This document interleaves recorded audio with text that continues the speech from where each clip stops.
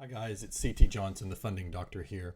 On today's COVID-19 financial survival guide, we're going to talk with Paul Zahara of All-Star Group, one of Australia's leading private lenders. They do quite a bit in the construction finance and other property development space. So without further ado, we'll go to the interview. Hi Paul, how are you? Morning, CT. I'm Paul Zahara, and my job is as a property lender. I've been doing that for 40 years now, and my particular interest in this industry is in risk management. So over the past 30 years at least, I've been studying and researching ways to manage risk in property projects. Oh, I've worked with fantastic. hundreds of banks. Yeah. And how did you get started in the property lending space? Started in Canada in the late 70s. I came to Australia in 1982 and worked in this space pretty much since then, both as a lender and as a consultant to banks, teaching them how to do property and project finance. And who do you work for now? I'm currently with Austar. Austar is a non-bank lender. We've done about $200 million worth of loans in the past year, and we're looking to grow significantly over the next couple of years. Oh, fantastic. What do you reckon is, when you think about All-Star and what it is that makes you guys different from other lenders who are out there, what do you think that is? Our funding is locked in. Before we agree to a loan, we set aside internal funds so we know that when we make a loan approval, the money is there.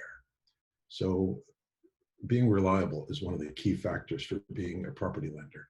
In no other form of lending is the borrower dependent upon their lender like they are in property lending.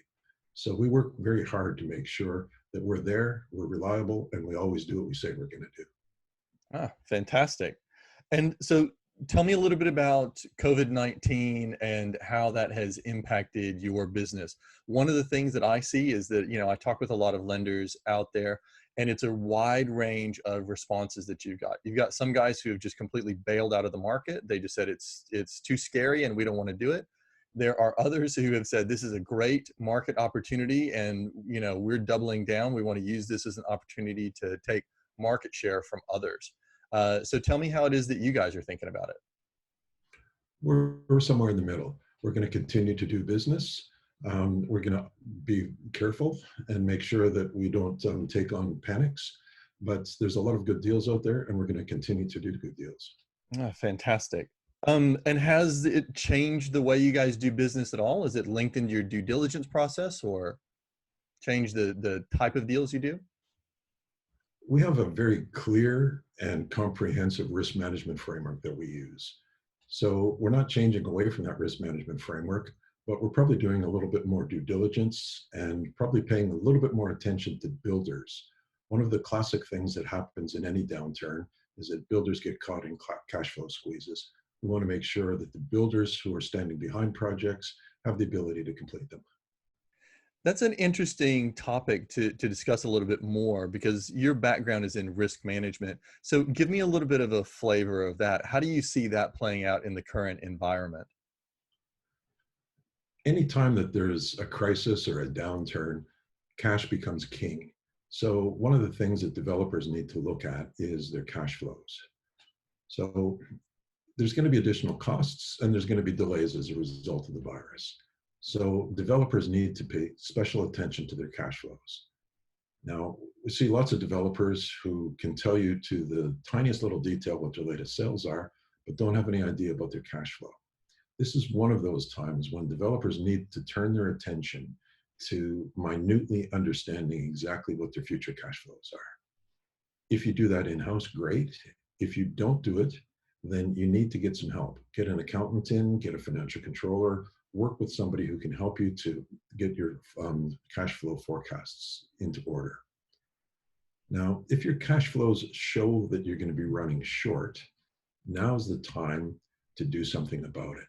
Right. In the middle of a crisis, it's almost impossible to get lenders to come to the party with a rescue mission. Right.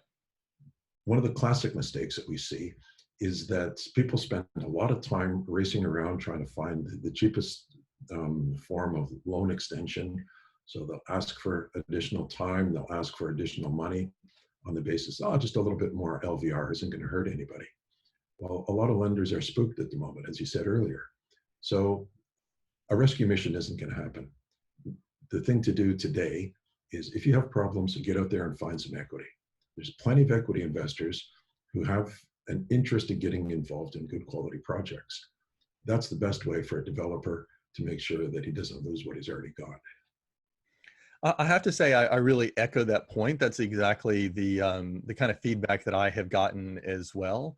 And one of the things that I have noticed that is a change in mindset that some of the developers have not yet gotten onto is that they're still thinking in terms of price, right? So they're focused on it, and I completely understand that. We all are always focused on price in business. I mean, we want to get the most economical deal that we can, but the landscape is changing so fast that, you know, the guys who are moving faster and saying, look, this is a reasonable deal and I'll accept it and I'll go forward, they seem to be doing better than guys who want to argue about every point, which they might have gotten away with previously. But now the problem that I see, and I've seen it with a couple of deals that I'm working on, is that the lender just gets spooked in the meantime, and they just say, this is too hard and the environment's too dangerous and we're just going away. So it's really a change in the market that I think a lot of developers have not necessarily internalized. Unfortunately, with all this gray hair, I've seen property crunches going back from 75 in Canada through 80 in Australia, 88 through 91 in Australia, 94, the Asian crisis of 99. I was working in Southeast Asia with a number of banks then. Obviously, the GFC 2008. One common theme that runs through all of those downturns is that continuity of funding is going to save you. Now's not the time to be haggling over the last tiny little tenth of a percentage point. Now, that might seem a little bit self-serving as a lender, but we can get money out at with dozens and dozens of borrowers at the moment. So we're not worried about pricing. What we're worried about is doing good deals with good quality developers. And there's plenty of those around. So pay attention to the big picture. You need the money to finish your project. Half-finished projects are what kills everybody, both the developer and the lender. So it's more important these days to have continuity of funding. It's more important to have a good relationship with your funder. And it's more important that you have the confidence to go out and sell your project than it is to worry about some of those peripheral issues.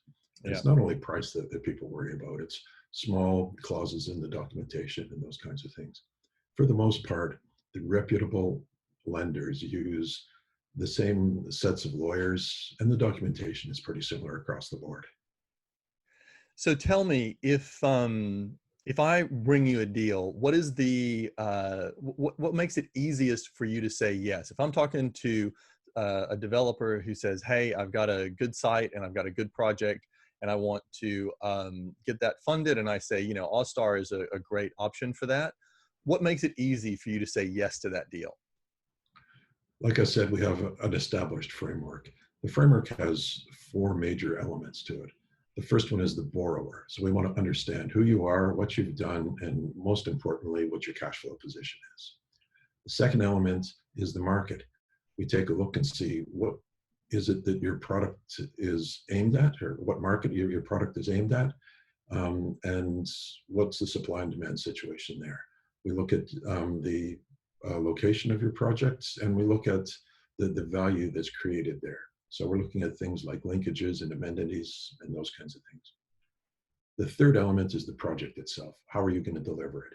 So we want to understand the builder. We want to understand any issues or problems that might arise in terms of delivery. That includes things like council approvals and any other kind of legislative impediment to your project. We look at all 3 of those elements, and then we create a cash flow. So any issues that arose in our review of the borrower, the market, and the project, distill themselves down into the cash flow. We then do a tremendous amount of work on the cash flows. And if all that pops out, then we're ready to go. Excellent. Is there anything else that we haven't covered that you wanted to talk about? Any other advice that we want to give out to those folks who are looking for money and, you've got money to give? If you've got an existing lender, talk to them. If you've got problems with your project, talk to your lender. Don't hold them back. Things don't get better. Bad news never gets better with age. It only gets worse. Make sure that you have good communication and a good relationship with your lender. We've stepped in two cases at the moment. In one case, a builder went broke on a client. We've lost possibly a month, but we've helped the borrower to replace the builder, and they're still going to come out of the project with a profit. And in another case, we've had people who've had difficulty in completing sales, and we've been able to extend their loans. So if you're dealing with a good, reputable lender, you can work with that lender and you can resolve problems. Perfect. All right, Paul Zahara from Ozstar, thank you so much. And yeah, have a great day. We look forward to talking to you again. You too. Always nice to have a chat. All right, cheers.